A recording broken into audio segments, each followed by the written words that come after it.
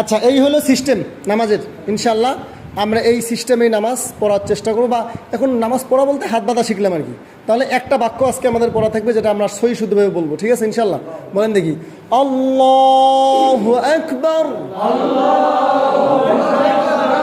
আল্লাহু আকবার,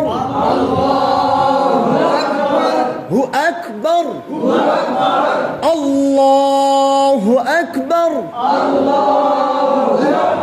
হু আকবার, বর বর বর বর আকবর আকবর আকবর, হু আকবর, হু আকবর,